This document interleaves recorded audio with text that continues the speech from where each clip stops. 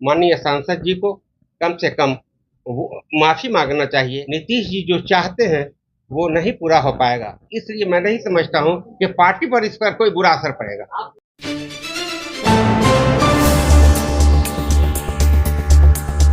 सीतामढ़ी से जेडीयू सांसद देवेश चंद्र ठाकुर के बयान के बाद पूरे बिहार की राजनीति में हलचल तेज हो गई है।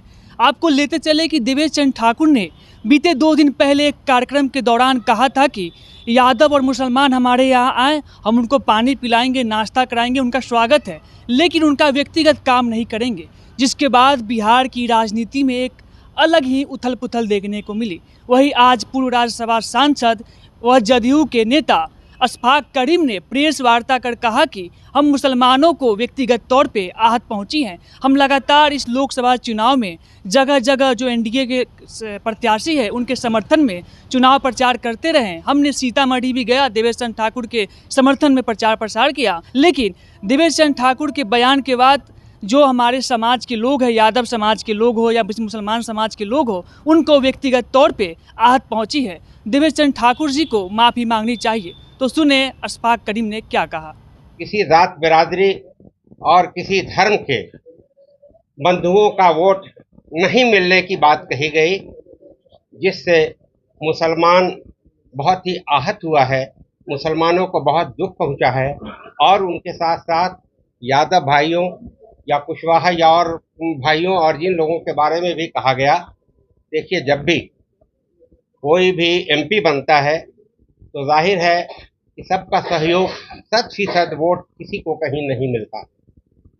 जब ज्यादा से ज्यादा वोट जिसको मिलता है वो कामयाब होता है और वो एमपी बनता है। लेकिन तकलीफ की बात ये हुई खासतौर पर उन लोगों के लिए जिनके बारे में यह कहा गया कि वोट नहीं देने का काम किया। हमारा मुराद श्री माननीय सांसद श्री देवेश चंद्र ठाकुर जी से है। सारे अखबार में, सारे मीडिया में ये बातें आई। मैं आपसे बता दूं कि हम लोग, मैं और इरशादुल्ला साहब और बहुत सारे लोग हम लोगों के साथ तकरीबन 10 गाड़ियों से काफ़ी जगह 15-16 जगह विजिट किया। सीतामढ़ी में भी रहने का मौका मिला, वहाँ भी सीतामढ़ी में ख़ास तौर पर रहे। और अब्दुल सलाम साहब एडवोकेट जो आज दुनिया में नहीं हैं, उनके बेटे अशर एडवोकेट है पटना हाई कोर्ट में, उन्होंने एक बड़ा इंतज़ाम किया, लगभग 1000 लोगों के खाने का इंतज़ाम किया और 99% वहाँ पर मुसलमान भाई मौजूद थे। दूसरी जगह अनवारुल हक साहब के बेटे ने भी ये प्रोग्राम एक जगह किया था, वहाँ पर भी 1000 लोग थे। और ऐसे कई प्रोग्राम हुए जो मुसलमानों के लिए प्रोग्राम थे। और नीतीश जी ने हमेशा यह कहा है, सिर्फ कहा नहीं है बल्कि उन्होंने ये किया है कि सारे, चाहे जिस मजहब से ताल्लुक़ रखने वाले लोग हों या जिस जात बिरादरी से ताल्लुक़ रखने वाले लोग हों, सबके लिए उन्होंने काम करने का काम किया है। किसी को भी अलग अलग डिस्क्रिमिनेट करने का काम नहीं किया है और उनके रास्ते पर ही हम सबों को चलना चाहिए जो उनकी मंशा है।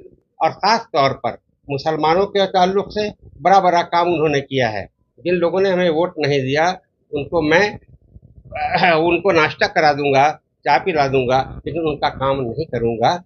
देखिए, कोई वोट दे या न दे, वो सभी के सांसद है और जो भी सांसद होता है चाहे जिस पार्टी का हो वो सभी का सांसद होता है, किसी एक पार्टी का सांसद नहीं होता है बल्कि सबका सांसद होता है।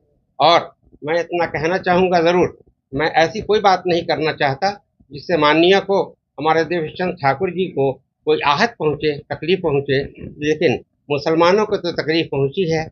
और साथ साथ मैं ये भी कहूँगा कि उन जिन लोगों के बारे में कहा गया कि उन्होंने वोट नहीं दिया, मैं समझता हूँ कि सबों को तकलीफ पहुँची होगी। इसलिए माननीय सांसद जी को कम से कम माफ़ी मांगना चाहिए ऐसे जात बिरादरी के लोगों से, ऐसे धर्म के रहने वाले लोगों से, कि इस तरह की बात न होनी चाहिए और इससे नुकसान होगा। नीतीश जी जो चाहते हैं वो नहीं पूरा हो पाएगा। और मैं समझता हूँ कि इतने कम दिनों में हम लोगों ने जो काम किया, इतने वोट मिले। और मैं ये कहता हूँ कि अभी असेंबली को वक्त है, अगर हम लोग इस तरह से दौरा करते रहे तो आज ज़्यादा से ज़्यादा 25-30% वोट मिला, कम से कम 5% मिला। मैं समझता हूँ इस तरह से हम लोग दौरा करते रहेंगे तो जेडीयू को नीतीश जी की वजह से, उनके कामों को बताने की वजह से, मुसलमानों को या जनता को बताने की वजह से मैं समझता हूँ 70-80% वोट जरूर मिलेगा जेडीयू को। मैं ये आशा करता हूँ, गिनाना चाहूंगा तो घंटों लगेगा, जो मुसलमानों के लिए खास तौर पर नीतीश जी ने किया है। और खास तौर पर सीतामढ़ी में देवेश चंद्र जी को अच्छा खासा वोट मिला।